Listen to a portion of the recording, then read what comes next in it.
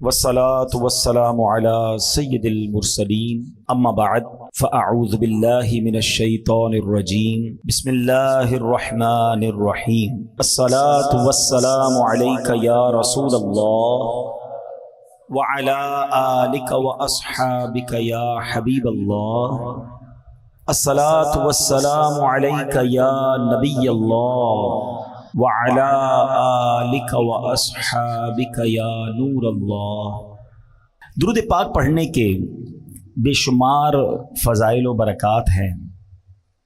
بہت ساری احادیث فضائل درود میں ملتی ہیں، اور درود پاک کے فضائل سنتے ہیں تو ایمان تازہ بھی ہو جاتا ہے۔ ایک ایسی خوبصورت فضیلت کہ شاید ہی کوئی ایسا مسلمان ہوگا جس کے دل میں یہ تمنا نہ ہو کہ نبی پاک علیہ الصلوۃ والسلام کا دیدار بھی نصیب ہو جائے اور اللہ کرے آقا سے ملاقات بھی نصیب ہو جائے۔ نبی پاک سے ملاقات، سبحان اللہ، صحابہ نے کی نا، کیسا دیدار تھا کہ جو ایمان کی حالت میں دیکھتا تھا تو صحابی کے درجے پر پہنچ جاتا تھا۔ صحابی کی تعریف کیا ہے؟ What is the definition of صحابی؟ کہ جس نے ایمان کی حالت میں نبی پاک کا دیدار کیا یا ان کی صحبت اٹھائی اور ایمان کی حالت میں اس کا انتقال ہو گیا۔ اچھا، یہ درجہ جب مل گیا کسی کو تو کیسا درجہ ملا کہ دنیا کا کوئی غوث، کوئی قطب، کوئی ابدال، کوئی ولی وہ کسی صحابی کے مرتبے تک نہیں پہنچ سکتا۔ اور آپ کو پتہ ہے ایسے بھی صحابہ گزرے ہیں جنہوں نے ایک بھی نماز نہیں پڑھی، جنہوں نے ایک بھی روزہ نہیں رکھا۔ جی ہاں، یہ کیسے ہوا؟ غزوات ہوتے تھے نا مسلمانوں کی، غیر مسلموں سے جب لڑائی ہوتی تھی تو کچھ لوگ آتے نبی پاک کے پاس۔ ایک واقعہ کتابوں میں بھی لکھا کہ ایک شخص آیا اور اس نے کہا کہ حضور اگر میں ایمان لے آؤں اور غزوے میں جا کر شرکت کروں، شہید ہو جاؤں تو میرے لیے کیا حکم ہے؟ آقا نے فرمایا تمہیں بھی جنت ملے گی۔ کلمہ پڑھا اور لڑنے چلے گئے اور شہید ہو گئے۔ کوئی نماز ہی نہیں پڑھی، کوئی سجدہ ہی نہیں کیا، لیکن چونکہ دیدار مصطفیٰ ہو چکا تھا، ایمان کی حالت میں جلوہ جانا دیکھ لیا تھا، تو کروڑوں نماز پڑھنے والے، سجدے کرنے والے، لاکھوں عبادتیں کرنے والے ایک طرف، اور جس نے جلوہ جانا دیکھ لیا اس کا مرتبہ ایک طرف۔ تو یہ دیدار مصطفیٰ کی برکت ہے، یہ صحبت مصطفیٰ کی برکت ہے کہ جس کو نصیب ہو گئی اس کا وہ مرتبہ ہو گیا اور پھر وہ قطعی جنتی ہو گیا۔ ہاں، جس کو گارنٹی کہتے ہیں نا، قرآن نے گارنٹی دے دی ان کے بارے میں۔ جبھی تو دعوت اسلامی والے کیا نعرہ لگاتے ہیں؟ ہر صحابی نبی، ہر صحابی، ہاں، چاہے وہ چند گھنٹے، چند منٹ پہلے مسلمان ہوئے ہوں، مگر چونکہ جلوہ جانا دیکھا، صحبت مصطفیٰ اٹھائی، تو وہ درجہ مل گیا کہ زمانے کا غوث بھی اس کا مرتبہ نہیں پا سکتا۔ تو اب سمجھو دیدار مصطفیٰ کی بات۔ ایک عشق والی بات بھی کہہ دیتا ہوں۔ بہت پہلے مجھے ایک شخص نے ایک بات کہی تھی، وہ کہتے ہیں نا کچھ باتیں دل میں گھر کر جاتی ہیں۔ انہوں نے ایک بات کہی تھی کہ مدینہ شریف میں ملاقات ہوئی تھی، اور انہوں نے ایک جملہ کہا کہ پتہ ہے کدھر آئے ہو؟ مدینے جاتے ہیں لوگ، شاپنگ کر رہے ہوتے ہیں، ہنسی مذاق کر رہے ہوتے ہیں، گھوم پھر رہے ہوتے ہیں۔ انہوں نے فرمایا پتہ ہے کدھر آئے ہو؟ اگر 1450 سال پہلے آ جاتے تو صحابی بن جاتے۔ ایک جملہ کہا انہوں نے، لیکن سمجھ والوں کے لیے بہت بڑی بات ہے کہ یہی تو ہوتا تھا نا کہ آقا کے زمانے میں لوگ دور دور سے آتے تھے، ایمان لاتے تھے، دیدار کرتے تھے، صحابی بن جاتے تھے۔ ہم 1450 سال بعد والے لوگ ہیں، ہمیں صحبت مصطفیٰ میسر نہیں، مگر مدینہ تو ہے نا، اس کا مقام کیا ہے سمجھو۔ تو اب پھر آتا ہوں اپنی بات کی طرف کہ ملاقات مصطفیٰ، صحبت مصطفیٰ، جی ہاں، آپ کو بھی مل سکتی ہے، مجھے بھی مل سکتی ہے۔ وہ کیسے؟ نبی پاک صلی اللہ تعالی علیہ وسلم نے خود فرمایا کہ جو کوئی شخص، حدیث پاک کا مضمون ہے، مجھ پر روزانہ 50 بار درود پاک پڑھے گا، کل بروز قیامت میں اس سے مصافحہ فرماؤں گا۔ ہائے ہائے، مصافحہ کس سے؟ سرور کائنات سے صلی اللہ تعالی وسلم۔ دیدار ہونا بڑی بات ہے، آقا فرمانے میں مصافحہ کروں گا، اللہ اکبر۔ اور قیامت کے دن نبی پاک کا جسم اقدس جس سے ٹچ ہو جائے اس کا کام کیسا بن جائے گا؟ آؤ یہ پوچھو حضرت انس سے۔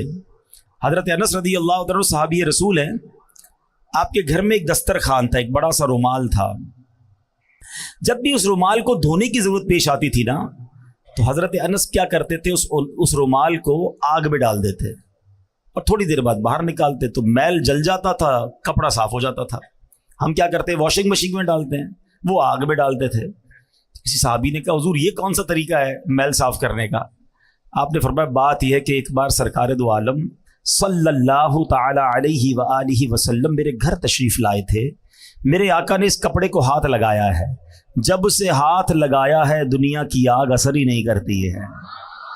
اب مجھے بتاؤ جب کپڑے پر نبی پاک ہاتھ لگا لیں، دنیا کی آگ اثر نہ کریں، جس مسلمان سے ہاتھ ملا لیں اس کا کیا حال ہو جائے گا؟ پھر جہنم کی آگ نے کیا کرنا ہے؟ وہ نعت کا شعر ہے نا، آقا کا گدا ہو اے جہنم تو بھی سن لے، وہ کیسے جلے جو کہ غلام مدنی ہو، وہ کیسے جلے جو کہ غلام مدنی ہو۔ اب درود پاک، اب سوچ لو کتنے پڑھنے درود، کنجوسی نہ کرو درود پڑھنے، پکڑ لو اس کو۔ بیمار ہو درود پڑھو، پریشان ہو درود پڑھو، روزی کا پرابلم ہے درود پڑھو، اولاد چاہیے درود پڑھو، ٹینشن ہے درود پڑھو، مدینے جانا ہے درود پڑھو، دیدار مصطفیٰ کرنا ہے تو درود پڑھو۔ ہاں ہر درد کی دوا ہے صلی علی محمد، تعویذ ہر بلا ہے صلی علی محمد۔ میں بھی نیت کروں اور آپ بھی نیت کریں، کثرت کے ساتھ درود پاک پڑھنے ہیں۔ آئیے مل کر محبت کے ساتھ بآواز بلند درود پاک پڑھ لیں۔ صلو علی الحبیب صلی اللہ تعالی علی محمد صلی اللہ علیہ وسلم۔ ایک بہت ہی خوبصورت حدیث پاک، اس میں ایک بڑا پیارا واقعہ، اور یہ بخاری شریف میں حدیث پاک موجود ہے، اور یہ حدیث کا میں آپ کو خلاصہ پیش کروں گا۔ امیزنگ سٹوری ہے، کمال کا سبق آموز واقعہ ہے۔ چلے ایک چھوٹی سی بات اور کر لو، اشارہ کہہ کے نکل جاؤں گا۔ کچھ لوگ کہتے ہیں یار آپ واقعات بڑے سناتے ہیں، کوئی قرآن و حدیث کی بات کیا کرو، واقعات بڑے سناتے ہیں۔ تو میں تو بخاری سنا رہا ہوں۔ نبی پاک علیہ الصلوۃ والسلام نے جا بجا صحابہ کو واقعات بتائے ہیں۔ اچھا قرآن پاک جس نے پڑھا ہے، چلو ہم قرآن کی بات کرتے ہیں۔ قرآن میں کتنے واقعات ہیں؟ 100 سے زیادہ واقعات قرآن میں۔ سورہ بقرہ کو بقرہ کیوں کہتے ہیں؟ بقرہ کہتے ہیں گائے کو، اس میں گائے والا واقعہ ہے۔ سورہ نمل چیونٹی کی سورت، چیونٹی کا واقعہ ہے، ٹھیک ہے جناب۔ سورہ کہف میں 3 واقعات موجود ہیں، ٹھیک ہے نا۔ تو واقعات ہی واقعات ہے، 100 کے قریب واقعات۔ سورہ یوسف پورا حضرت یوسف علیہ السلام کی سیرت کا واقعہ موجود ہے۔ تو نہ جانے کیوں ان کو پرابلم ہے۔ ایکچولی پہلے سمجھے بات، قرآن میں واقعات کیوں ہیں، حدیث میں واقعات کیوں ہیں۔ اب سائنس جا کر سمجھی ہے۔ اب آپ دیکھیں بچوں کو کوئی بھی بات سکھانی ہوتی، کوئی سٹوری سناتے ہیں اسکول میں، کیوں سناتے ہیں؟ سٹوری سے بات سمجھ آ جاتی ہے، فٹ ہو جاتی ہے ادھر۔ یہ انسان کی سائیکی ہے، انسان کی نفسیات ہے، قرآن کا اسلوب ہے، قرآن کا انداز ہے کہ سمجھانا ہے تو پچھلی قوموں کے واقعات قرآن نے بیان کیے، پھر سمجھایا انہوں نے ایسا کیا تم نہ کرنا، ورنہ وہ برباد ہوئے تم بھی برباد ہو جاؤ گے۔ بالکل اسی طرح حدیث میں واقعات بھرے ہوئے ہیں۔ تو جن کو واقعات سے پرابلم ہے، لگتا ہے انہوں نے خود قرآن و حدیث نہیں پڑھی ہے۔ اب میں بخاری شریف کا واقعہ سنانے جا رہا ہوں، اب غور سے سنیے گا۔ نبی پاک علیہ الصلوۃ والسلام نے فرمایا کہ بنی اسرائیل کے 3 آدمیوں کا یہ واقعہ بیان کیا کہ بنی اسرائیل میں 3 شخص تھے۔ ان میں سے ایک برس یعنی کوڑ کے مرض میں گرفتار تھا، ایک گنجا تھا اس کے بال ہی نہیں آتے تھے، ایک بندہ تھا جو اندھا تھا اس کی آنکھیں نہیں تھیں۔ اب اللہ کریم کی طرف سے ان کا امتحان سلیکٹ ہوا کہ ان کا امتحان کرنا ہے۔ تو اب کیا ہوا، ایک انسانی صورت میں فرشتہ آیا اور اس نے آ کر پہلے برس کے مریض سے پوچھا، جس کے جسم پر کوڑ کا مرض تھا، کہ تجھے سب سے زیادہ کیا چیز پسند ہے؟ تو یہ انسان کی فطرت ہے کہ وہ وہی پسند کرتا ہے جو اس کے پاس نہیں ہوتی ہے۔ یہ ایک انسان کی پرابلم ہے۔ تو اس کے جسم پر سفید داغ تھے، دھبے تھے، کوڑ کا مرض تھا، کہ مجھے اچھا رنگ اور صاف جلد بڑی پسند ہے۔ فرشتے نے اس کے جسم پر ہاتھ پھیرا، ہاتھ پھیرنا تھا کہ اس کا جسم بالکل صاف ستھرا ہو گیا، جلد بھی صاف ستھری ہو گئی، کوڑ کا مرض ختم ہو گیا۔ اب اس سے پوچھا تجھے کون سا مال زیادہ پسند ہے؟ تو وہ کہتا ہے مجھے اونٹ بڑے پسند ہیں۔ تو فرشتے نے اس کو ایک حاملہ اونٹنی دی، بچہ دینے والی اونٹنی دی اور برکت کی دعا دی، اور فرشتہ چلا گیا۔ اب فرشتہ گنجے کے پاس آیا کہ تجھے کیا پسند ہے؟ کہتا میری تو تمنا یہ بس بال آ جائے، سر پہ بال ہی نہیں ہے، بڑی کوشش کی ہے مگر بال نہیں ہے۔ تو فرشتے نے اس کے سر پر ہاتھ پھیرا، بہترین بال آ گئے، بڑا خوبصورت بال آ گئے۔ کہا اچھا بتا مال کون سا پسند ہے؟ تو وہ کہتا ہے کہ بس مجھے ایک گائے بڑی پسند ہے۔ اس زمانے میں جانور مال ہوتا تھا۔ اب بھی جو گاؤں گوٹ کے لوگ ہیں نا، شاید شہر والوں کو سمجھ نہ آ رہا ہو کہ پیسے مانگنے تھے، گاڑیاں مانگنی تھی، کیا کسی نے اونٹ مانگا، کسی نے گائے مانگی۔ گاؤں گوٹ کے لوگوں کے لیے اب بھی یہ ان کا مال ہوتا ہے، ہم شہر والے ہمیں شاید اس کا اندازہ نہیں۔ بہرحال اس نے کہا کہ مجھے گائے بڑی پسند ہے۔ فرشتے نے حاملہ گائے جو بچہ دینے والی گائے تھی اس کو دی، برکت کی دعا دی اور آگے چلا گیا۔ اب تیسرے کے پاس پہنچا فرشتہ، وہ کون تھا؟ اندھا۔ تو فرشتے نے پوچھا کہ تجھے کیا پسند ہے؟ کہتا ہے اندھے کو کیا چاہیے؟ آنکھیں چاہیے، میں تو دیکھ ہی نہیں سکتا دنیا میں کیا ہو رہا ہے، کاش مجھے آنکھیں مل جائیں۔ فرشتے نے اس کی آنکھ پر ہاتھ پھیرا، دعا دی، اس کی آنکھیں روشن ہو گئی۔ پوچھا کون سا مال پسند ہے؟ وہ کہتا ہے مجھے بکریاں بڑی پسند ہیں۔ فرشتے نے اسے حاملہ بکری دی، بچہ دینے والی بکری دی اور دعا کی، برکت کی اور چلا گیا۔ اب اللہ کا کرنا دیکھیں کہ جو برس والا تھا اس کو اونٹنی دی تھی، گنجے کو بال بھی دی اور گائے بھی دے دی، اندھے کو آنکھیں بھی مل گئیں اور بکریاں بھی مل گئیں۔ اب اللہ پاک نے اتنی برکت دی کہ تینوں کے پاس ریوڑ کے ریوڑ ہو گئے، یعنی دوسرے لفظوں میں وہ لاکھوں پتی ہو گئے، کروڑ پتی ہو گئے۔ اب کچھ عرصے کے بعد وہی فرشتہ دوبارہ گیا ان کے پاس، اور اب اور شکل میں گیا، ایک غریب آدمی کی شکل بنا کر، اور وہ جو برس والا تھا کوڑی تھا، جس کو برس بھی ٹھیک ہو گیا، بہت ساری اونٹنیاں بھی ہو گئی۔ تو کہا میں غریب آدمی ہوں۔ فرشتہ اس کے پاس جا کے کہتا ہے اور میرے پاس کچھ کھانے پینے کو نہیں، زیادہ راہ بھی نہیں ہے۔ اللہ تعالیٰ نے تجھے کتنی خوبصورت جلد دی ہے، کتنا خوبصورت جسم دیا ہے، اتنے سارے اونٹ بھی دیے ہیں، ایک اونٹ مجھے دے دو تاکہ میں بھی منزل تک پہنچ جاؤں۔ یہ سن کر وہ ناشکرا انسان بولتا ہے کہ میرے خرچے بہت زیادہ ہیں، میں تجھے کچھ نہیں دے سکتا۔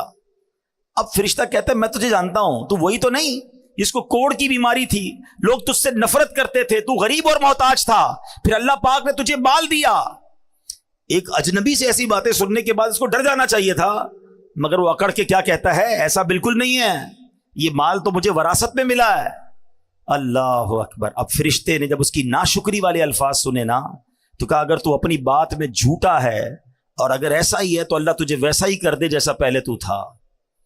اب فرشتہ گنجے کے پاس آیا، اس کے پاس بھی مال، اس کے پاس بہت ساری گائیں، سر پر بال بھی ہیں۔ اس نے کہا کہ مجھے اللہ کی راہ میں کچھ دے دو، ایک گائے مجھے دے دو، میں غریب آدمی ہوں۔ کہا نہیں میں تمہیں کچھ نہیں دے سکتا۔ کہا تو وہی تو نہیں جس کے سر پر بال بھی نہیں تھے اور کچھ مال بھی نہیں تھا، اللہ نے تجھے دیا۔ کہتا نہیں مجھے وراثت میں ملا ہے، یہ میں نے سب کمایا ہے۔ فرشتے نے کہا اگر تو جھوٹا ہے تو بھی ویسا ہی ہو جائے جیسا پہلے تھا۔ اب تیسرے کے پاس آیا، اندھے کے پاس، آنکھیں مل چکی تھی، غریب مسافر بن کر کہتا ہے کہ اللہ نے تجھے آنکھ کی نعمت بھی دی ہے، میں اسی رحمان کا تجھے واسطہ دیتا ہوں، مجھے ایک بکری دے دو تاکہ میں اپنی منزل پر پہنچ جاؤں۔ اچھا وہ جو اندھا تھا نا، جو آنکھ والا ہو گیا، اس کو اپنا دور یاد آ گیا کہ ایک زمانے میں بھی بڑا غریب تھا، میرے پاس بھی کچھ نہیں تھا، آج ایک غریب میرے دروازے پر آیا ہے، وہ بولا بھائی میں تو پہلے اندھا تھا، اللہ نے مجھے آنکھیں دی، یہ کرم رب نے کیا، ارے میرے پاس کچھ بھی نہیں تھا، یہ اللہ نے مجھے سارا مال دیا ہے، یہ میری بکریاں ہیں، جتنی چاہیے اس میں سے تم اٹھا کر لے جاؤ۔ اللہ اکبر۔ وہ فرشتہ کہتا ہے تمہارا مال تمہیں مبارک ہو، یہ سارا مال اپنے پاس رکھ، تینوں کا امتحان لیا گیا تھا، تیرے لیے اللہ پاک کی رضا ہے اور تیرے دونوں دوستوں یعنی کوڑی اور گنجے کے لیے اللہ پاک کی ناراضی ہے۔ یہ بخاری شریف کا واقعہ ہے، یہ حدیث پاک ہے، مگر کتنا درس ہے اس میں ہمارے لیے۔ ہم روتے ہیں اللہ کی بارگاہ میں، ہم گر گڑاتے ہیں، بلکہ سچی بات یہ کہ 10 سال پرانا والا وقت یاد کرو نا، کہ پہلے جیسے ہم ہیں تقریباً لوگوں کو اللہ نے پہلے سے اچھا کر دیا ہے، آسانیاں دے دی ہیں، بہتریاں آ گئی ہیں، مگر زبان ہے کہ شکر ادا نہیں کرتی ہے، زبان ہے کہ ناشکری ختم نہیں ہو رہی۔ اور پھر لوگ کہتے ہیں میں نے کمایا ہے، یہ میری محنت ہے، یہ میرا سارا کمایا ہوا ہے۔ ارے میں اور آپ کیا چیز ہے؟ جو دیا ہے وہ رب نے دیا ہے، خدا کی قسم۔ اللہ نہ چاہتا نا ہم الٹے بھی لٹک جائیں، کچھ نہیں مل سکتا، ہم نے دیکھا ہے۔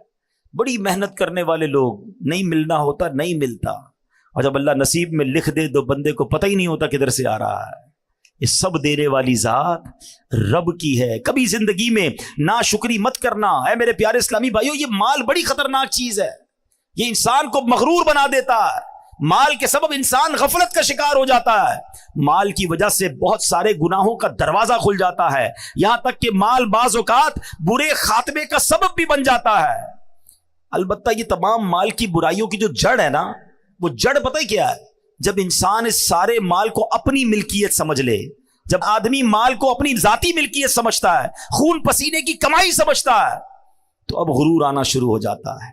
اللہ اکبر، خود پسندی آنا شروع ہو جاتی ہے، میں نے کیا ہے۔ نہیں جناب، اللہ کرے کہ اچھا ایسے لوگوں کو پتہ ہے پھر معاذ اللہ زکوٰۃ بھی ٹیکس لگتی ہے، زکوٰۃ اور صدقہ میں نے کمایا اور اللہ کی راہ میں دے دوں، جب میرا ہے میں نے کیا میں کیسے دے دوں؟ اور ایک وقت آتا ہے زکوٰۃ دینے کا بھی جی نہیں چاہتا ہے۔ اے میرے پیارے اسلامی بھائیوں، ہم میں سے کوئی بھی سونے کا چمچ لے کر منہ میں پیدا نہیں ہوا۔ ہم جب دنیا میں آئے تھے تو خالی ہاتھ تھے، ارے جسم پر لباس بھی نہیں تھا۔ رب نے ہمارے ماں باپ کے دلوں میں رحم ڈالا، انہوں نے لباس پہنایا، انہوں نے کھانا کھلایا، مگر عطا کس نے کیا؟ وہ رب نے کیا۔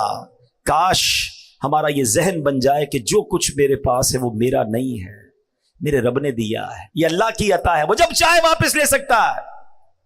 میں آپ کو ریسنٹ مثال دے دیتا ہوں نا، پرانی باتیں تو چھوڑو۔ ترکیہ اور شام میں جو زلزلہ آیا ہے، لوگ کہتے ہیں میرے پاس ایسی ایسی باتیں کرنے والے باتیں کرتے ہیں، اتنے پیسے ہیں ہمارے پاس 7 پشتے کھائیں تو ختم نہیں ہوگا۔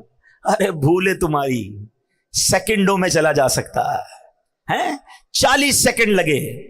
میں تو موجود تھا نا، میں 6 تاریخ کو زلزلہ آیا، میں 7 کو ترکیہ پہنچا، ہماری موجودگی میں بھی زلزلے آ رہے تھے، یعنی میں نے اپنی آنکھوں سے دیکھا۔ بڑی بڑی بلڈنگیں، عالی شان بلڈنگیں، لگژری فلیٹس، کروڑوں روپے کے وہ فلیٹس ہوں گے، علاقہ بتا دیتا ہے۔ گھر موجود ہے اور لوگ زمین پہ پڑے ہوئے ہیں، ہمت نہیں ہو رہی بلڈنگ میں جانے کے لیے۔ ہم نے ساری رات روڈ پہ گزاری، ہمارا فیضان مدینہ سامنے تھا، اسلامی بھائیوں نے کہا اندر کمبل بھی پڑے ہوئے ہیں، کسی نے کہا تکیہ بھی ہے، کسی نے کہا فریج میں سامان کھانے پینے کا بھی، ہمارے پاس کھانا بھی نہیں تھا، کھانے کو کچھ نہیں تھا، ایک ڈبل روٹی میں ہم نے تھوڑا تھوڑا کھایا، تو کسی نے کہا جا کے لے آؤں، تو کسی نے کہا نہیں اندر مت جانا، ہلکا سا بھی جھٹکا آیا تو پوری بلڈنگ میں کریکیں گر جائے گی۔ یقین کریں اللہ کی قدرت اپنی آنکھوں کے سامنے دیکھی کہ کروڑوں روپے کے گھر ہیں، سامان ہے، کسی کی ہمت نہیں ہو رہی اپنے گھر میں جانے کی، کیونکہ ہر 1-2 منٹ بعد ایک بلڈنگ گر رہی تھی، تھوڑا سا زلزلہ آتا ایک اور گر جاتی، تھوڑا سا آتا ایک اور گر جاتی، کریک سب میں پڑ چکے تھے۔ تو 40 سیکنڈ کے اندر 7 پشتوں تک کھائیں گی تمہاری اولاد؟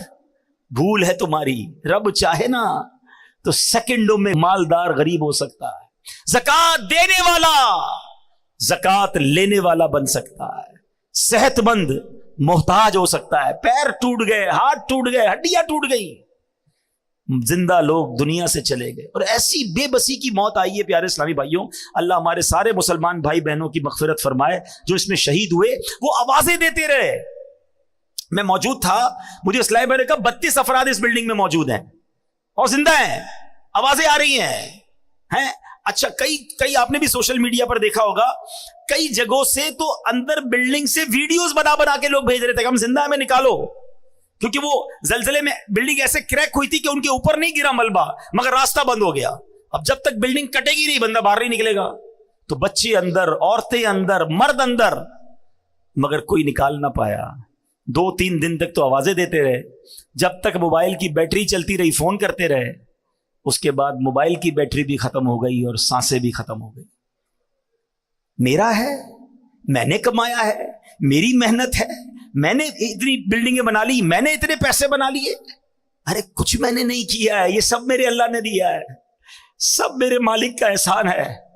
میں بھی بھیک مانگنے والا ہو سکتا تھا، میں بھی روڈ پر سونے والا ہو سکتا تھا، میں بھی جناب پھٹے پرانے کپڑے پہن کر بازاروں میں گھومنے والا ہو سکتا تھا، اگر آج سواری دی ہے تو رب نے دی ہے، آج گھر دیا ہے تو رب نے دیا ہے، آج اولاد دی ہے تو رب نے دی ہے۔ ارے ان بیچارے غریبوں کی تو شادیاں بھی نہیں ہوتی ہیں، آج میرے اور آپ کے پاس فیملی ہے نا، بیوی ہے، بچے ہیں، شکر ادا کرو، کیونکہ رب نے عزت دی تو شادی ہوئی نا، یہی نہ ہوتی تو کیسے کر رشتہ ہوتا۔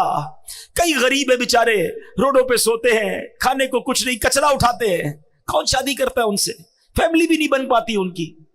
تو میں نے ایسا کیا کمال کیا کہ اللہ نے مجھے اتنا کچھ دے دیا اور پھر بھی میں شکوہ کروں، پھر بھی میں شکایت کروں، پھر بھی میں کہوں کہ میرے پاس کچھ نہیں، میں پیچھے رہ گیا؟ کبھی شکوہ نہ کرنا اور کبھی اترانا نہیں.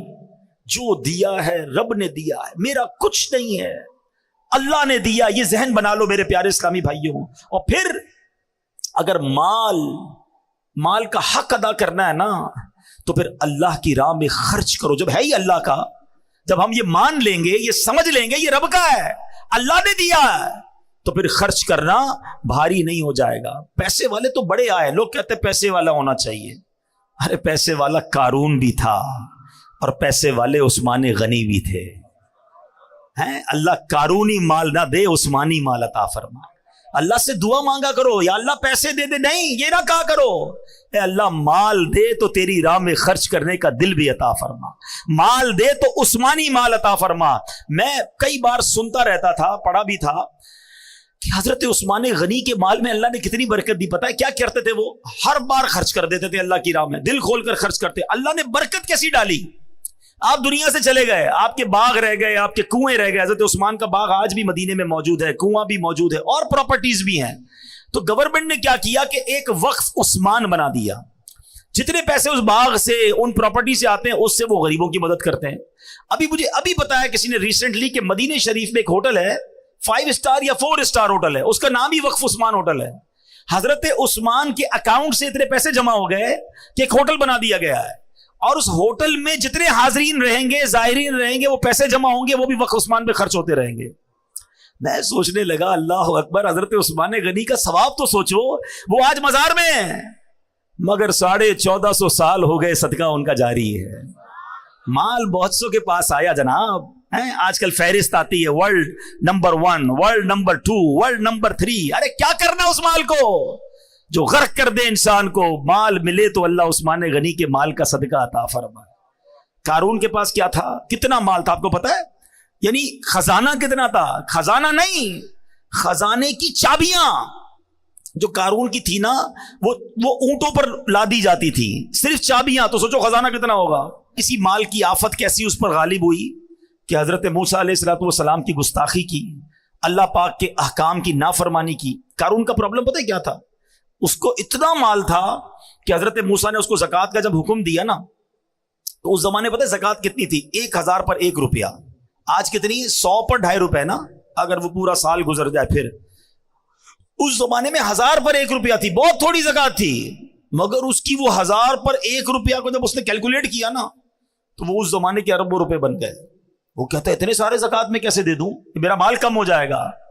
اللہ اکبر. اللہ سے ایک اور دعا کیا کرو، میں تو کرتا ہوں، سمجھ آئے تو آمین کہہ دینا کہ اللہ وہ مال مت دینا جس کی زکوٰۃ بھاری پڑ جائے، مال وہ دینا جس کی زکوٰۃ دل سے دینے کا شوق پیدا ہو جائے.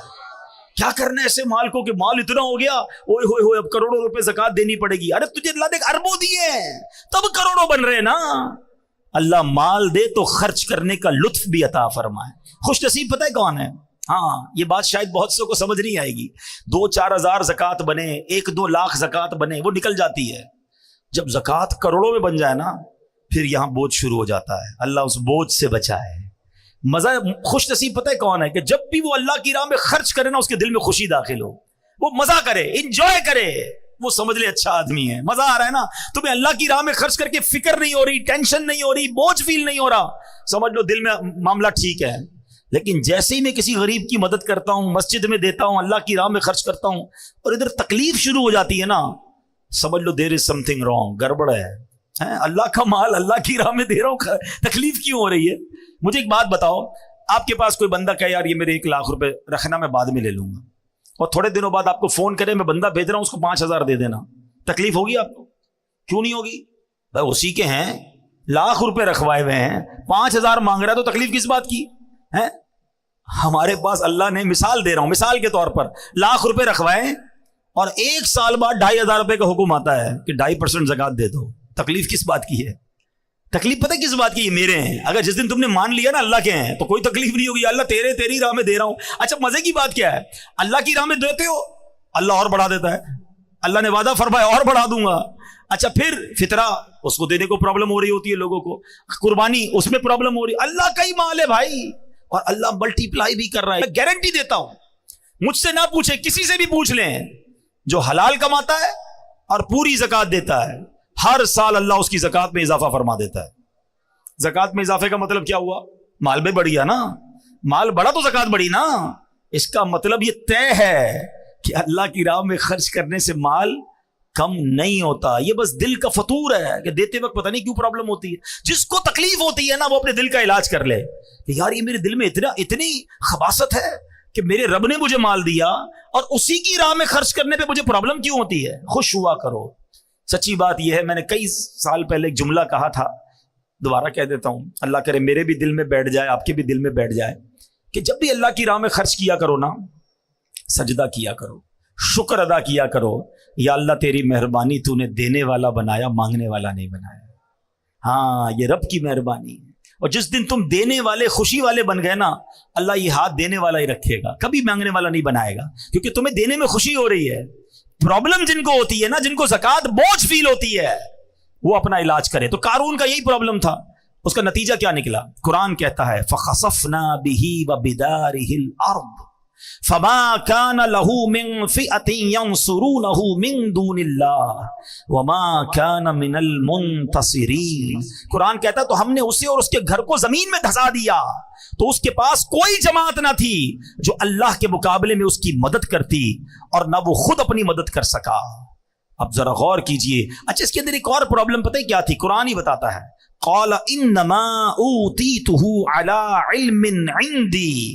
قارون کہتا تھا کہ یہ تو مجھے ایک علم کی بنا پر ملا ہے جو میرے پاس ہے. وہی والی بات, میں نے کمایا ہے, میں نے محنت کی ہے, میں نے جناب بڑا کمپیوٹر کا کورس کیا, جب جا کے پیسے بنے, میں نے فلاں یونیورسٹی کی ڈگری لی ہے نا, تب جا کے 2 لاکھ روپے کی نوکری ملی ہے. ارے میں نے کتنے سال کاریگر کے ساتھ بیٹھ کر کام سیکھا ہے, تب جا کے میرا یہ کارخانہ بنا ہے. یہی ہم کہتے ہیں نا, یہ والا علم تھا, یہ والی سوچ تھی. قارون نے بھی یہی کہا, میرے پاس ایک علم ہے, اس علم کی وجہ سے مجھے یہ خزانہ ملا. اللہ اکبر. یہی بری سوچ تھی, یہی اس کی باطل سوچ تھی کہ قارون غضب الہی کا شکار ہوا اور برے خاتمے میں مبتلا ہو گیا.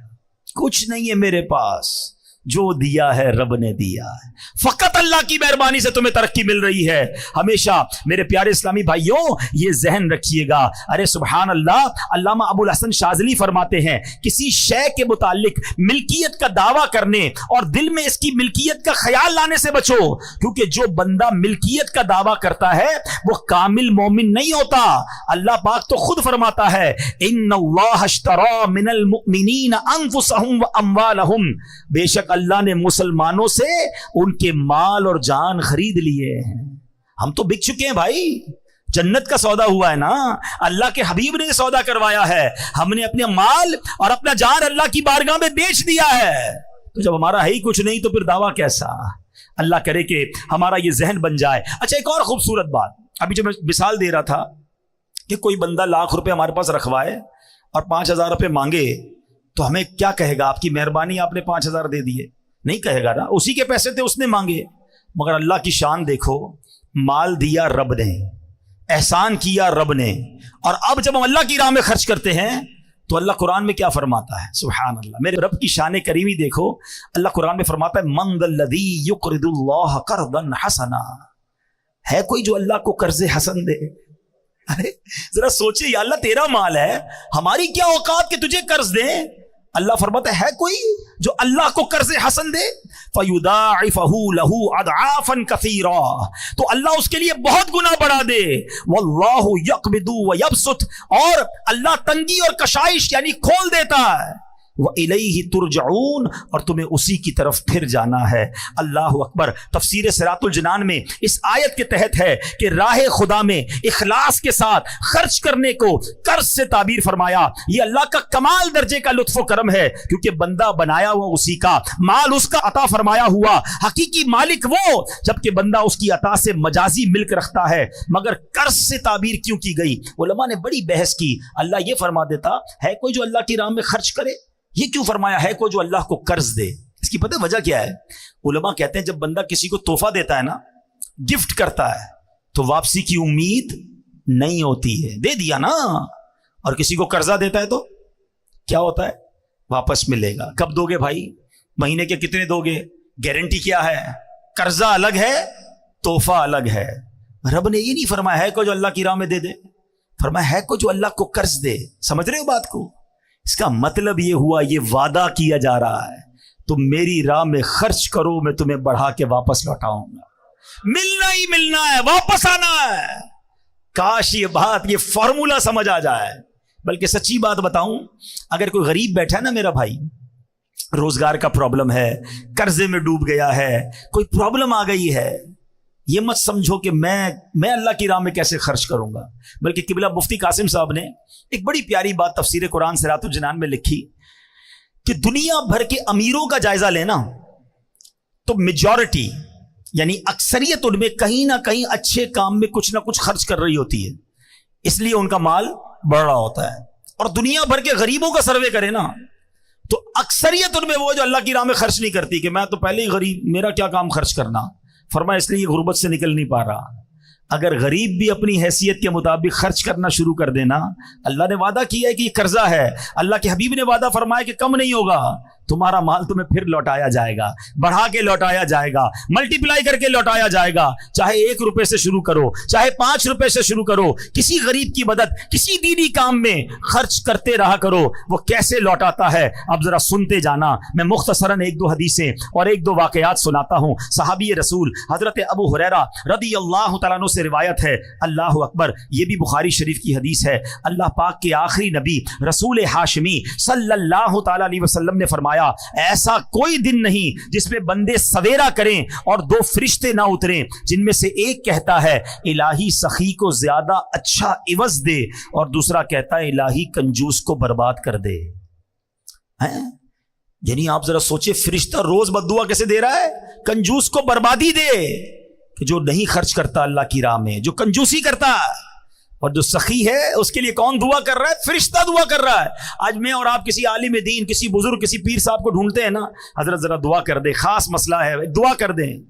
अरे तुम अल्लाह की राह में खर्च करना शुरू करो, सुबह सवेरे फरिश्ते दुआ करेंगे तुम्हारे लिए, और फरिश्तों की दुआएं हासिल हो सकती हैं। अल्लाह करे ये बात समझ आ जाए। अल्लाह अकबर। नबी पाक की एक और हदीस है, हर शख्स बरोज़े क़यामत अपने सदके के साए में होगा, यहां तक कि लोगों के दरमियान फैसला फरमा दिया जाए। हजरत यजीद बिन अबू हबीब रहमतुल्लाहि तआला अलैह से मरवी है कि हजरत मरसद बिन अबू अब्दुल्ला रहमतुल्लाहि तआला अलैह अहले मिस्र में वो पहले शख्स थे जो शाम के वक्त मस्जिद में जाया करते।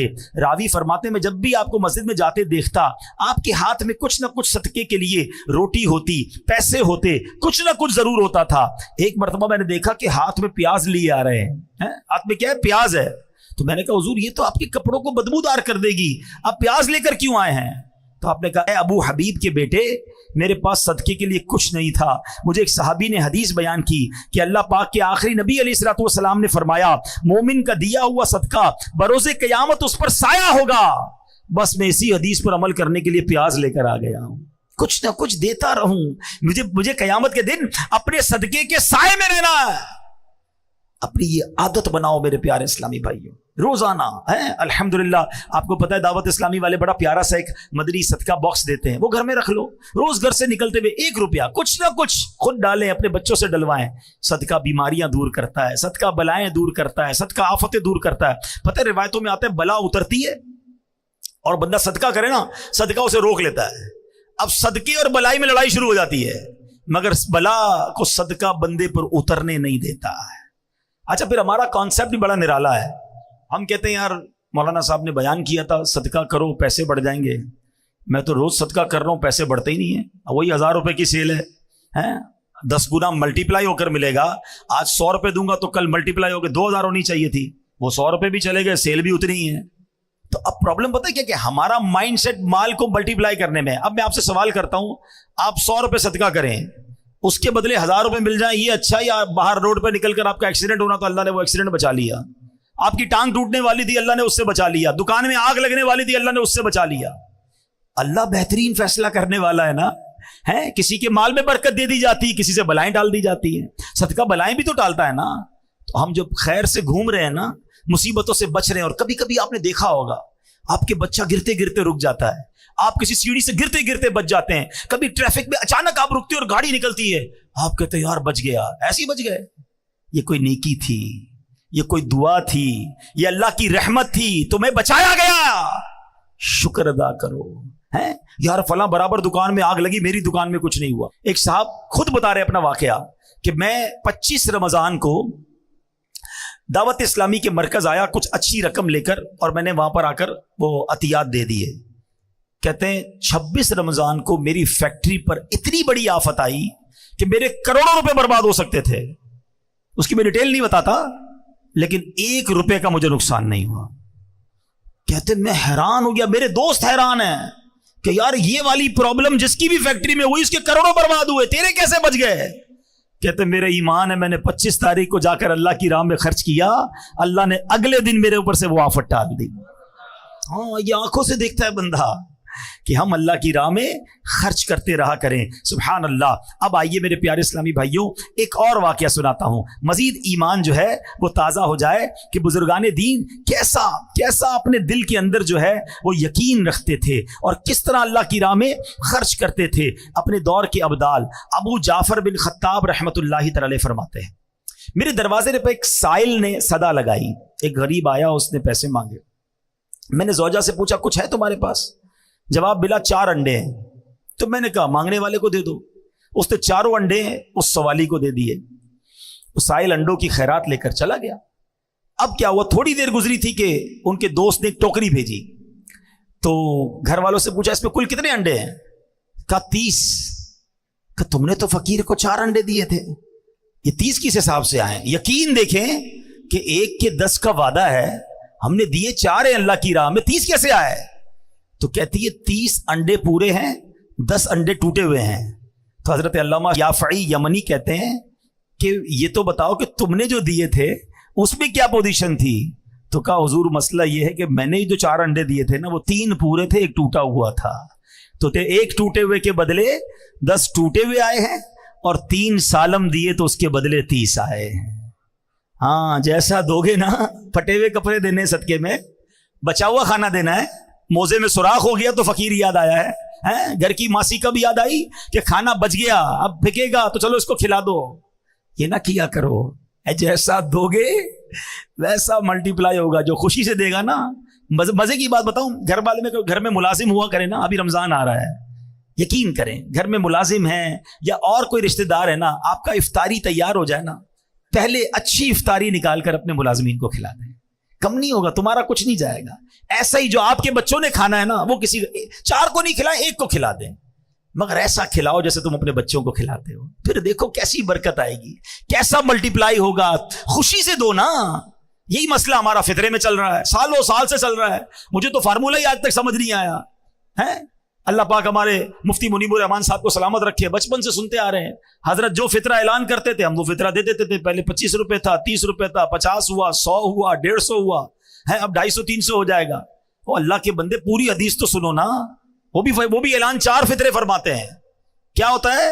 اب تو دعوت اسلامی کے مدنی مرکز سے بھی اعلان ہوتا ہے فطرے، حدیث پڑھو نا، حدیث میں نبی پاک نے 4 قسم کے فطرے بیان کیے، کشمش کا، جو کا، کھجور کا، اور پھر گندم کا۔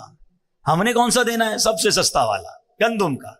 ٹھیک ہے، غریب آدمی دے گندم کا، کوئی منع نہیں، اس کا فطرہ ادا ہو جائے گا، مگر جس کو روز افطار میں اجوا کھجور چاہیے، سموسے بھی چاہیے، اس کو شربت بھی چاہیے، VIP کھانا چاہیے، اور فطرہ دیتے وقت سب سے سستا والا، اپنے دل سے پوچھو نا یہ میں ٹھیک کر رہا ہوں؟ کیا کبھی ایسا ہوتا ہے کہ ہم عید کا جوڑا لینے جائیں اور دکاندار سے کہیں یار سب سے سستا والا کپڑا دکھاؤ؟ میں دوبارہ عرض کر رہا ہوں، غریب آدمی کی بات نہیں کر رہا، جس کو اللہ نے نوازا ہے، کپڑے بہترین والے لینے ہیں، جوتے بہترین والے لینے ہیں، بچوں کے کپڑے اچھے لینے ہیں، فطرہ کون سا؟ لوئسٹ کیٹیگری والا۔ یہ ناشکری ہے، اللہ کی بارگاہ میں دیتے وقت تمہیں کم والی چیز کیوں یاد آتی ہے؟ اس بار تو مزہ ہے نا کہ یا اللہ پوری رمضان تو نے مجھے بہترین کھجور سے افطار کرایا، اب میں فطرہ بھی کھجور والا دوں گا۔ تو نے مجھے کروڑوں سے اچھا رکھا، اچھا میرے اور آپ کے پیسے اللہ کو تھوڑی جا رہے ہیں، اللہ کو ضرورت بھی نہیں ہے، یہ یاد رکھنا۔ ہاں، ادھر دل دیکھا جاتا ہے کہ یہ بندہ مجھ سے محبت کرتا ہے یا مال سے محبت کرتا ہے۔ جب میری باری آتی ہے تو سب سے گھٹیا مال یاد آتا ہے۔ ہمارا مائنڈ سیٹ تو اتنا عجیب ہے پیارے اسلامی بھائیوں۔ مثال کے طور پہ ابھی جمعے کی نماز میں امام صاحب اعلان کریں کہ ذرا اللہ کی راہ میں خرچ کرو، آپ کو جناب آج سخاوت کا جو ہے نا دریا جوش مار رہا ہے، چلو یار آج 100 روپے دے دیتے ہیں۔ آپ نے اپنا پرس نکالا، 100 रुपए के 2 नोट हैं उसके अंदर, एक कड़क वाला एक पुराना वाला। सच बताओ कौन सा मस्जिद के डब्बे में डालते हो? पुराना वाला। क्यों? मतलब वजह बताओ ना। कड़क वाला 110 रुपए का नहीं है, वो भी 100 रुपए का है। नया मेरे पास रह जाए, ये पुराना वाला अल्लाह की राह में चला जाए। इससे चेक कर लो, अपना पैरामीटर चेक कर लो कि जब भी अल्लाह की बारगाह में देने की बारी आती है ना, मुझे पुरानी घटिया फेंकने वाली चीज क्यों याद आती है? खाना बच गया तो अल्लाह के नाम पे याद आएगा, अरे भाई अच्छा खाना भी खिला दो ना। कपड़े पुराने हो गए तब कोई फकीर याद आएगा। अल्लाह की राह में खुशी से दो। चौथे पारे की पहली आयत है, लन तनालुल बिर्रा हत्ता तुनफिकू मिम्मा तुहिब्बून। अल्लाह फरमाता तुम उस वक्त तक भलाई तक नहीं पहुंच सकते जब तक अपनी प्यारी चीज अल्लाह की राह में खर्च ना कर दो। अच्छा, जब सहाबा ने ये आयत सुनी ना, कोई आता कहता हुजूर ये बाग है ना, मेरी सारी प्रॉपर्टी में ये बाग मुझे बड़ा पसंद है, ये अल्लाह की राह में देता हूं। हुजूर मेरे सारे माल में ये घोड़ा मुझे बड़ा पसंद है, मैं ये अल्लाह की राह में देता हूं। जो बेस्ट पसंद था ना वो दिया करते, हमें जो पसंद नहीं है वो अल्लाह की राह में बांटना है। कितना फर्क है? कैसे होगा मुझे बताओ ना, मसला हल कैसे होगा? खुशी के साथ बेस्ट अल्लाह की राह में दो और दिल से दो। अच्छा, बाज़ औक़ात पता है कुछ लोग क्या कहते हैं, यार जो मुझे पसंद है ना वो एक ही है, मेरे पास वो चीज एक ही है, वो दे दूंगा तो चली जाएगी। तुम्हारे पास एक है ना, मेरे अल्लाह के पास एक थोड़ी है। तुम दो, अल्लाह तुम्हें इससे अच्छी बता फरमा देगा ना। तो सहाबा किराम तो ऐसे थे कि बेहतरीन चीज खर्च करते थे। हम क्या करते हैं, बल्कि हमारा तो ऐसा अजीब माइंड सेट है, किसी के 4 बच्चे हो ना, है? एक बच्चा बड़ा होशियार, सबक पूरा याद करता है, इसको डॉक्टर बनाएंगे। दूसरा बच्चा घर के खिलौने भी खुद ठीक कर लेता है, बड़ा दिमाग टेक्निकल है, इसको इंजीनियर बनाएंगे। तीसरा बच्चा हिसाब किताब में बड़ा तेज है, इसको अकाउंटेंट बनाएंगे। चौथा बच्चा बहुत शरारती, कुछ भी याद नहीं करता, बल्कि जबान भी उसकी तोतली है, सही बात भी समझता नहीं है, इसको मदरसे में डाल देते हैं। यार आप सोचो यार, ये क्या हो रहा है? यानी हमारे घर में जो बच्चा हमारे काम का नहीं, वो अल्लाह की राह में देना है। ये बहुत बड़ी अजीब बात है। सच बताऊं, घर का बेहतरीन बच्चा आलिम दीन बनाओ। हाँ, ऐसा बच्चा जो ज़हीन हो ना, यार इसको मुफ्ती बनाऊंगा, ये पूरी दुनिया में जाके दीन का डंका बजाएगा। हम कहते हैं हमारे उलमा आउटडेटेड है, हमारे उलमा इस तरह बात नहीं करते जिस तरह लोगों को बात करनी चाहिए। और उलमा बनाने के लिए बच्चे कौन से दे रहे हो? दो ना अपने खानदान का बेहतरीन बच्चा कि जो आलिम बनकर पूरी दुनिया में दीन का डंका बजाए, तब मजा आएगा ना। आप रॉ मटेरियल कौन सा देते हो मदरसे में? तो ये अजब जहन बन गया है। तो मेरे प्यारे इस्लामी भाइयों, जब रब की बारगाह में देने की बारी आए ना, खुश दिली के साथ, मजे के साथ, बेहतरीन दो। वो दिल देखता है कि ये मेरा बंदा मुझसे प्यार करता है या माल से प्यार करता है। अंडे दिए थे ना, जो पूरे अंडे थे उसके बदले पूरे आए, जो टूटे थे उसके बदले टूटे अंडे आए। आइए मेरे प्यारे इस्लामी भाइयों, अब बयान खत्म करने से पहले एक और प्रॉब्लम भी है जो माल देते वक्त, सदका देते वक्त हम गड़बड़ कर जाते हैं। अल्लाह के प्यारे हबीब सल्लल्लाहु ताला अलैहि वसल्लम ने खुद इसके बारे में हमारी रहनुमाई फरमाई है। यह हदीस पाक सुन लें कि एक मर्तबा एक शख्स बारगाह रिसालत में हाजिर हुआ, अर्ज की के हुजूर क़यामत के दिन कौन सी चीज नजात दिलाएगी? अल्लाह के हबीब अलैहिस्सलाम ने फरमाया, अल्लाह पाक के साथ बददियानती ना करना। तो उसने कहा, हुजूर अल्लाह पाक के साथ बंदा कैसे बददियानती कर सकता है? अल्लाह यानी हमारी आम सी जबान में अल्लाह से बेईमानी कैसे हो सकती है? अल्लाह से बददियानती कैसे हो सकती है? तो प्यारे आका अलैहिस्सलाम ने फरमाया कि तुम अल्लाह पाक और उसके रसूल की फर्मा बरदारी वाला काम गैरुल्लाह को राजी करने के लिए करो, यह है बददियानती। बस रियाकारी से बचते रहो, क्योंकि रियाकारी शिर्क असगर है और कयामत के दिन रियाकार को 4 नामों से पुकारा जाएगा। ए बदकार, ए धोखेबाज, ए काफिर, ए नुकसान उठाने वाले, तेरा अमल खराब हुआ, तेरा अजर बर्बाद हुआ, आज तेरे लिए कोई हिस्सा नहीं। ए धोखा देने की कोशिश करने वाले, अपना सवाब उसके पास तलाश कर जिसके लिए अमल किया करता था। ये बड़ा मसला है। अव्वल तो नेकी होती नहीं, नेकी हो जाए तो छुपती नहीं, बेचैनी शुरू हो जाती है। पता तो चले ना, माँ बदौलत ने इतने पैसे दिए, जरा इमाम साहब नाम लेके ऐलान करें ना। हैं वो पहले जमाने में क्या होता था कि भाई वो अखबार में तस्वीर खिंचवाते थे, बड़ा मुश्किल होता था, बड़े बड़े लोगों की आती थी। अब तो हर बंदे के अपना अखबार है। पहले कहते नेकी कर दरिया में डाल, अब नेकी कर सोशल मीडिया पे डाल। हर चीज वीडियो बनानी है, हर चीज की तस्वीर बनानी, हर चीज लोगों को बतानी कि इतना सदका दिया, इतना खैरात दिया। वो अभी रमजान आएगा, पहले भी हुआ था कि राशन का 1 बोरा होता था, वो गरीब को 1 बोरा 5 बंदे मिलके दे रहे हैं, सब सेल्फी बना रहे हैं, देखो इस गरीब की हमने मदद की है। उसके दिल पर क्या गुजरती होगी? نہ کرو ایسا. احسان نہیں جتانا ہے. میں نے شروع میں بتایا میرا اور آپ کا جب ہے ہی کچھ نہیں تو احسان کس بات کا جتانا. تو یہ ریاکاری جو ہے نا یہ بڑا خطرناک وار ہے شیطان کا. اور صرف یہ صدقہ خیرات میں ہی, نماز والے کو بھی ریاکاری آتی ہے. میں تہجد پڑھتا ہوں, میں تو 5 ٹائم نماز باجماعت پڑھتا ہوں, کیوں بتانا ہے بھائی لوگوں کو؟ تہجد تو اکیلے میں پڑھی جاتی ہے, آپ دنیا کو بتا رہے ہیں. ٹھیک ہے نا. ایسی ہر روزے دار رجب شعبان رمضان کے میں روزے رکھتا ہوں. کس نے پوچھا آپ سے بھائی؟ روزہ تو ہے ہی ایسی عبادت جب تک بتائے نہ پتہ نہیں چلتی, مگر ہمیں پیٹ میں درد شروع ہو جاتا ہے, میں نے روزہ رکھا ہے, سامنے والے کو کیوں نہیں پتا؟ چیک کرو اپنا دل. حدیث پاک میں نبی پاک نے جملہ چھوٹا نہیں فرمایا, اللہ سے بددیانتی ہے یہ, اللہ کے ساتھ بے ایمانی ہو گئی نا. عبادت اللہ کی کر رہے ہیں, دکھا دوسروں کو رہے ہیں, اور دوسروں کو دکھانے کے لیے کر رہے ہیں. تو یہ نہ کریں, کہیں ایسا نہ ہو سارا سفر بیکار ہو جائے. تو اللہ کی راہ میں اس بار خرچ کریں, دل کھول کر کریں, پورا رمضان عبادت کریں, مگر ریاکاری سے بچیں. اچھا اب آخری بات, ریاکاری والی بات ہو یا اس طرح کی کوئی بھی بات ہو نا, اتنا مردود ہے شیطان. جب ایسی بات کرتے ہیں نا ہمیں کوئی اور بندہ یاد آتا ہے. ہاں یار یہ حضرت صحیح کہہ رہے, وہ فلاں آدمی نا جب بھی چندہ دیتا ہے اعلان کرواتا ہے, بہت بڑا ریاکار ہے. بھائی کسی اور کے لیے میں نہیں کہہ رہا, اپنے آپ کو چیک کرو, وہ کس نیت سے کر رہا ہے وہ جانے, اس کا رب جانے. بعض صورتوں میں اعلان کرنے کی اجازت ہے. اب مثال کے طور پر میں یہاں اعلان کروں کہ بھائی میں 500 روپے دے رہا ہوں, آپ سب بھی دیں, تو میری نیت کیا ہے کہ مجھے دیکھ کر ہو سکتا ہے کچھ اور بھی دے دیں تو مجھے ثواب ملے گا. انما الاعمال بالنیات. ہم اپنے دل سے پوچھ لیں میں کیوں اعلان کر رہا ہوں, سامنے والے کا دل چیک مت کرنا. تو ریاکاری سے بچیں, دکھلاوے سے بچیں, اور جب بھی کسی کی مدد کریں نا احسان نہ جتائیں. یہ بہت بڑا مسئلہ ہے. قرآن کہتا ہے یا ایھا الذین آمنوا لا تبطلوا صدقاتکم بالمن والعطا. اے ایمان والو اپنے صدقے باطل نہ کرو احسان جتا کر, تکلیف پہنچا کر. ہاں بھائی یاد ہے نا, نوکری کرنے آیا تھا میرے پاس, 2 پٹی کے چپل پہن کر آیا تھا, آج موٹر سائیکل والا ہو گیا. میرا احسان یاد ہے؟ بھول تو نہیں کیا؟ میں نے قرضہ دیا تھا, ٹھیلا لگاتا تھا, دکان والا ہو گیا. تیری بہن کی شادی جب وقت تو میرے پاس آیا تھا, میں نے تیرے کو قرضہ دیا تھا. توبہ توبہ توبہ. جو یہ کرتا ہے وہ سوچے وہ کتنی تکلیف پہنچاتا ہے اس غریب آدمی کو. ارے میرے پاس تھا کیا, اللہ کی مہربانی تھی تو میں نے اس کی مدد کی ہے, میں بھی تو کسی کے دروازے پر مدد لینے جا سکتا تھا. کبھی زندگی میں احسان مت جتانا, احسان جتانے سے اس کو تکلیف پہنچتی ہے. تمہارا صدقہ بھی ضائع ہو گیا. میں نے عمرہ کروایا تھا, میں نے اس کو حج کروایا, میں نے کچھ نہیں کیا یار, اللہ نے دیا تو سب ہوا ہے. ہمارے بزرگ کیسے مدد کرتے تھے, کبھی کبھی ایسے بھی کیا کرو کہ جس کی مدد کی نا اس کو پتہ بھی نہ چلے کہ مدد کس نے کی ہے. ہاں اس کو پتہ بھی نہ چلے, خفیہ طور پہ اس کے پاس مدد پہنچ جایا کرتی تھی.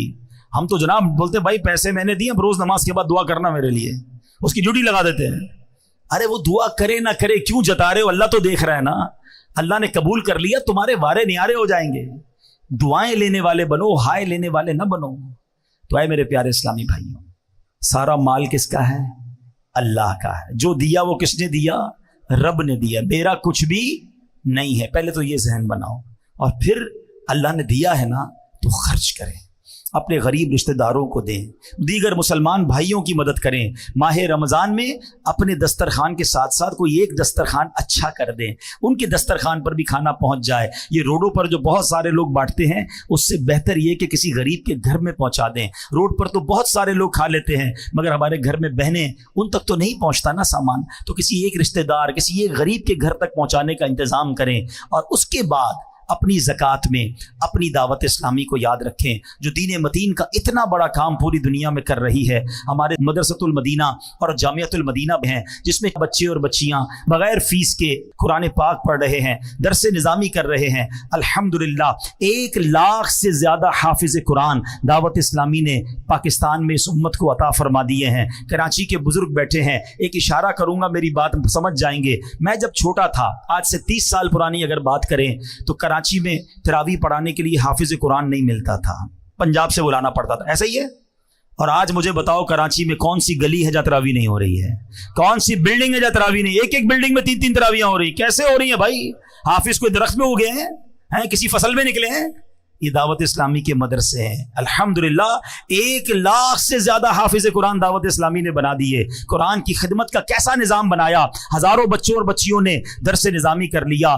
150 کے قریب انگلش میڈیم اسکول بنا دیے. 34,000 بچے اور بچیاں اس میں دنیاوی تعلیم کے ساتھ ساتھ دینی تعلیم حاصل کر رہے ہیں. سال کی 600 کے قریب مسجدیں دعوت اسلامی ملک اور بیرون ملک میں بنا رہی ہے. آج کل چینل پر جو بے حیائی اور فحاشی ہے کسی کو بتانے کی ضرورت نہیں ہے، مگر ایک چینل ایسا ہے جس کو دیکھ کر غیر مسلم مسلمان ہو رہے ہیں، بے نمازی نمازی بن رہے ہیں، شرابی شراب چھوڑ رہے ہیں. ارے چینل دیکھ کر رقص و سرور کی محفل سجدے تو سنی ہوں گی، مگر یہ کیسا چینل آیا جس کو دیکھ کر مدینے کی یاد میں آنسو بہ رہے ہیں، اللہ کے خوف سے دل لرز رہے ہیں، لوگ گناہوں سے توبہ کر رہے ہیں، ماں باپ کا ہاتھ چوم رہے ہیں، صرف اردو زبان میں نہیں، انگلش زبان میں، پھر اس کے بعد بنگلہ زبان میں، اب جناب عربی زبان میں یوٹیوب پر مدری چینل شروع کر دیا. بچوں کی نفسیات کے مطابق بچوں کے پروگرام کڈز مدری چینل شروع کیا گیا. اور اس کے بعد جب کارٹونز کے ذریعے بے حیائی پھیلائی جا رہی ہے، کارٹونز کے ذریعے اب جناب بچوں کے ساتھ ان کو غلط رسم و رواج سکھائے جا رہے تھے، تو اس کو کاؤنٹر کرنے کے لیے دعوت اسلامی نے اینیمیٹڈ خاکے بنائے، اپنے اسلامک کارٹونز بنائے، اور اب وہ کارٹونز بھی کئی زبانوں میں الحمدللہ شائع کیے جا رہے ہیں. اور آپ کو جان کر خوشی ہوگی اس کی پذیرائی کیسے ہے. کبھی موقع ملے تو یوٹیوب پر کڈز لینڈ مدنی چینل کو سرچ کیجئے گا. ہمارے ایک ایک کارٹون کے کلپ کو 50 ملین لوگوں نے دیکھا ہے. 50 ملین کا مطلب 5 کروڑ لوگ ہوتے ہیں، 40 ملین کا مطلب 4 کروڑ لوگ ہوتے ہیں. تو دنیا بھر کے بچے دیکھ رہے ہیں، وہ دین سیکھ رہے ہیں. کون سا میدان ہے جس میں دعوت اسلامی لا دینی قوتوں کا مقابلہ نہیں کر رہی.